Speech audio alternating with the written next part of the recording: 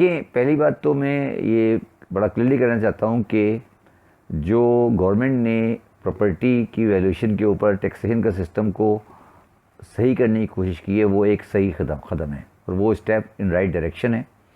और गवर्नमेंट का ये जो कदम है कि आप प्रॉपर्टी की जो वैल्यूज़ डीसी वैल्यूज़ हैं वो क्योंकि एक्चुअल ट्रांजेक्शन के करीब नहीं है, और उनको एक्चुअल ट्रांजेक्शन के करीब लाना चाहिए, और एफबीआर वैल्यूज़ ग्रेजुअली लाके मार्केट की प्राइस के बराबर होनी चाहिए, जो कि बिल्कुल सही है। अब आपका सवाल ये है कि अब अब लास्ट ईयर आया था, फिर एक तब्दीली आई, और अब ये नई चीज़ क्या आई है? ये सवाल हर एक का सवाल है कि ये क्या चीज़ है जिसकी जो इतना बड़ा इसके लिए ऑर्डिनेंस लाना पड़ा। और ये इसमें जो उसका बुनियादी आंसर है वो ये है कि हम सब जानते हैं कि इस वक्त प्रॉपर्टी में 3 वैल्यूज़ चल रही हैं। एक वैल्यू वो होती है जिस पर ट्रांजेक्शन एक्चुअली हो रही है। फॉर एग्ज़ाम्पल, एक प्लॉट है एक डिफेंस फेज़ 6 में, वो 5 करोड़ रुपए का है। उसकी जो वैल्यूएशन टेबल है आज वो तकरीबन 1 करोड़ रुपए की है, और उसकी जो पुरानी वाली डीसी रेट है वो 20 लाख रुपए का था। तो अब इस वक्त हम 3 वैल्यू से डील कर रहे हैं। एक को हम actual market value actual transaction value कहते हैं, एक एफबीआर वैल्यू है, और एक डीसी वैल्यू है। रजिस्ट्री डीसी वैल्यू पे ही होती है, वो रजिस्ट्री डीसी वैल्यू पे होगी। एफबीआर की जो टैक्स कलेक्शन है वो होती है एफबीआर वैल्यू पर। ये जो लॉ आया है, जो लॉ आप लाए हैं, जो कानून आया है, ये लॉ एफबीआर वैल्यू और डीसी वैल्यू के दरमियान के पैसे के बारे में बात कर रहा है, और उस पैसे को आप अपनी बुक्स में ले सकते हैं अगर आप 3% विद होल्डिंग टैक्स दे दें, नॉन एडजस्टेबल। ये कानून आया है सिर्फ। तो आपने एक्चुअली एक लिहाज से एमनेस्टी कह लें या जो कुछ भी कह लें, उसको आपने to the extent of FBR value आप उसको वाइट कर सकते हैं या वाइट डिक्लेयर कर सकते हैं अगर आप 3% दे दें तो। या आप ये कह रहे हैं कि वो जो अनडिक्लेयर्ड पैसा है वो 3% पे टू दैट एक्सटेंड वाइट हो जाएगा। अब सवाल पैदा होता है कि जो एफबीआर वैल्यू है और जो एक्चुअल वैल्यू का डिफरेंस है, उस पर कोई फ़र्क आया है या नहीं आया? मेरे हिसाब से उस पर कोई फ़र्क नहीं आया। उसके बारे में कोई चेंज नहीं है लॉ में। वो आज भी जैसे अगर एक्सपोज था तो है, अगर नहीं था तो नहीं है। मगर मेरे ज़ाती हिसाब से एक जो बेंचमार्क था टैक्स का, वो डीसी वैल्यू से बढ़कर एफबीआर वैल्यू पर आ गया है। तो अब आपका पैसा जो है to the extent of FBR value, जो कि डीसी वैल्यू से काफ़ी जगह पे बहुत ज़्यादा है, तकरीबन 5 टाइम ज़्यादा है, उस हद तक वाइट हो गया अगर वो पहले ब्लैक था, अगर आप 3% दे देते। देखिए, ये मैंने आपके पहले इंटरव्यू में मैंने कहा था, मैं आज दोबारा कह रहा हूँ कि ये इकोनॉमिक साइड से एक गलत स्कीम है। मगर मैंने जिस तरह पहले कहा, ये गवर्नमेंट ने एक 60 साल गलती को सही करी। इस गवर्नमेंट का ये फैसला सही है, इस सेंस में सही है कि पिछले 60 साल से हम शुतुरमुर्ग की तरह आंखें बंद करे हुए हैं। हमें पता है कि 5 करोड़ रुपए का, हमें पता है कि ये ब्लैक मनी से लिया गया, पर किसी ने आज तक हमने उसको हाथ नहीं डाला। और हाथ क्यों नहीं डाला? क्योंकि हमने ऐसे कानून बनाए हुए हैं, जो rule number 228 of income tax rule है, उसमें ये हाथ डालने से हमें रोका हुआ है। देखिए, मेरा व्यू ये है कि उस पर कोई एमनेस्टी नहीं है, कोई लीगल एमनेस्टी। मैंने जो 111 सेक्शन 2 को पढ़ा है, जो लॉ में अमेंड हुआ है, उसमें जो प्रोवाइजो आया है वो एमनेस्टी कंसीलमेंट की सिर्फ उस हद तक है जिस हद तक प्लॉट की वैल्यू एफबीआर वैल्यू की हद तक है। उससे ऊपर वाली वैल्यू को अगर आइडेंटिफाई होता है कि वो ब्लैक मनी में दिया गया है, तो वो आज भी 111 में इनडायरेक्टली एक्सपोज्ड है। अगर कहीं से पता लग जाए कि पैसा ब्लैक था, तो वो बिकॉज ये पार्क हो गया प्लॉट में, उससे वाइट नहीं हो जाएगा। तो वो, मगर ये बात याद रखी जाए कि एफबीआर ने पहले भी ये कानून था, कभी इस चीज़ को पहले भी हाथ नहीं डाला। तो अब भी एक एक्सपेक्टेशन है लोगों की कि वो उस खाने को जो दरमियान वाला है, उसको खिड़की तो है मगर उसको खोला नहीं जाएगा। तो इस वजह से ये इसको इस तरह लिया जा रहा है। और इसको अब एक और पॉजिटिव साइड भी देंगे। गवर्नमेंट ने ये कहा है कि हम एफबीआर वैल्यू आगे बढ़ाते जाएंगे हर साल, और बढ़ाते बढ़ाते हम इसको लेके चले जाएंगे टू द मार्केट वैल्यू, जो कि अगर वो कर लेते हैं इसका मतलब फिर उन्होंने मसले को हल कर लिया। मगर अब उस पर सवाल ये पैदा होता है कि जो 3% है वो क्या फेयर है कि बाकी लोग 30% टैक्स दें और ये 3% दे के वाइट करें? यही बात है ना जी। ये एक इकोनॉमिक और लॉजिक का सवाल है। इस पर yes you can argue, everybody can argue कि वो गलत है कि मैं 30% टैक्स दूँ और प्रॉपर्टी वाला 3% में देके अपने पैसे वाइट कर ले। यही मतलब है ना। तो ये ठीक नहीं है। मैं समझता हूँ कि ट्रांजिशन है, इस पर अब फैसला करना पड़ेगा, ये एक इकोनॉमिक सब्जेक्ट है, बट लीगली पोजीशन यही है जो मैं आपको समझा रहा हूँ।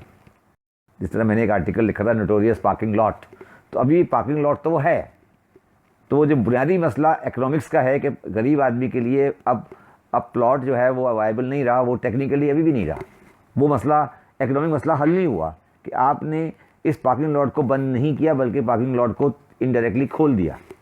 मतलब वो जो इकोनॉमिक्स का मसला है वो अपनी जगह रह गया कि गरीब आदमी प्लॉट नहीं लेगा, प्लॉट हमेशा इन्वेस्टर के पास ही जाएगा और ये पार्किंग लॉट ही बनता रहेगा for the investor in plot. दुनिया में कहीं प्लॉट इन्वेस्टर प्रॉपर्टी नहीं होता और ये हमारी इकोनॉमिक्स की गलती है, ये टैक्स की गलती नहीं है, ये हमारी इकोनॉमिक्स की गलती है। इसको सही करना है और हमें कोई भी आएगा वो सही करेगा, इसको करना पड़ेगा, आज नहीं तो कल होगा।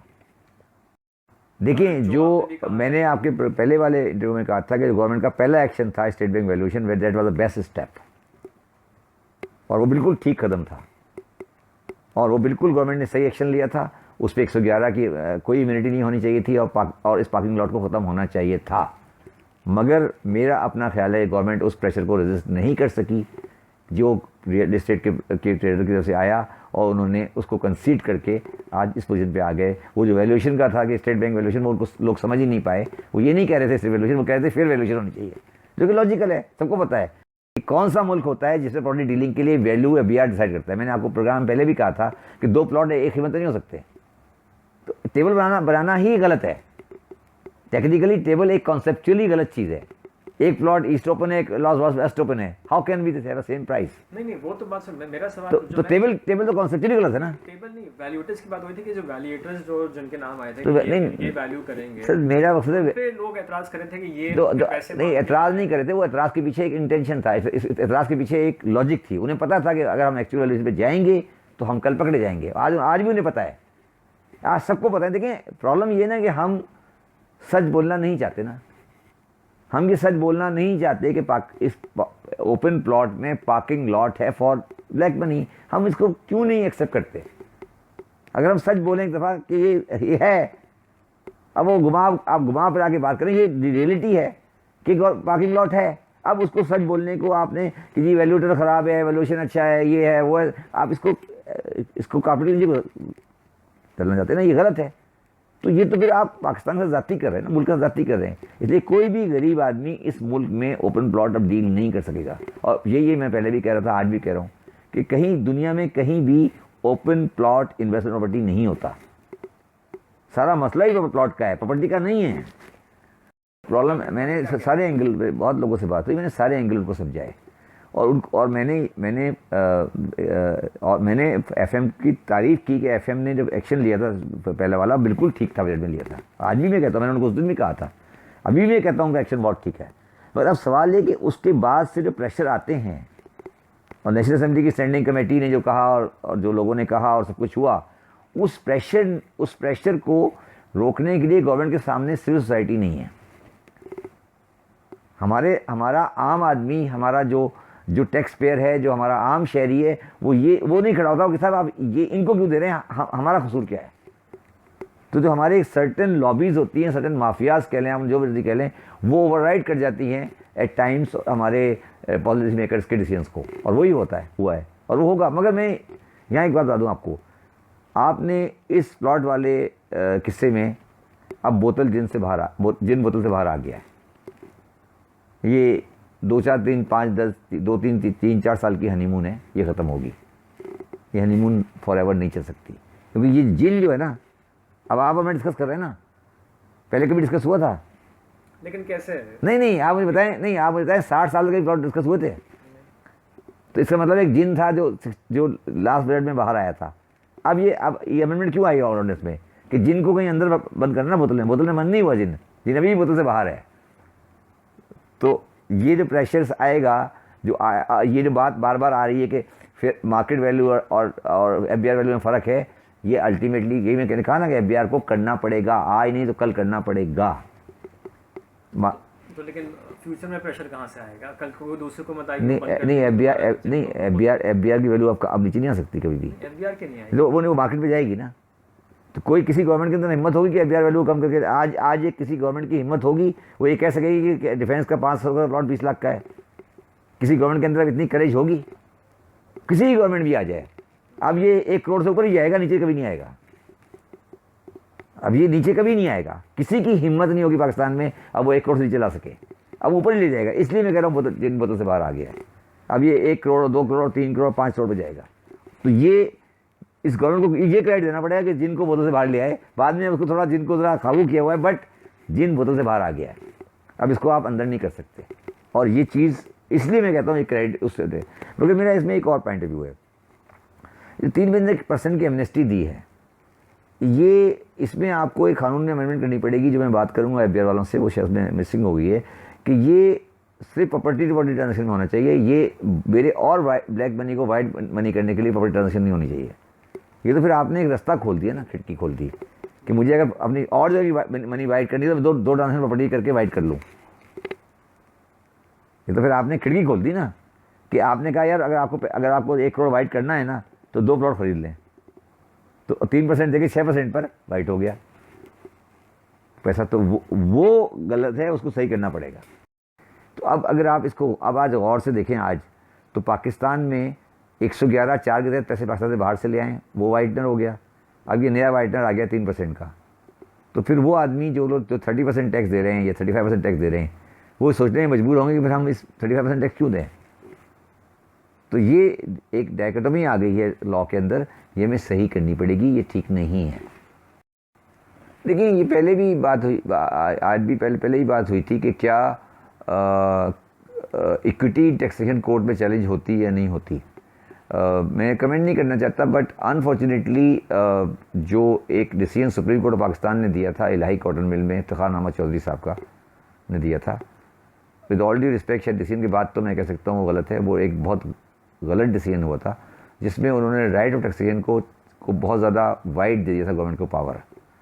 अगर उस डिसीजन को अगर रखा जाएगा सामने तो शायद ये चैलेंज नहीं हो सके।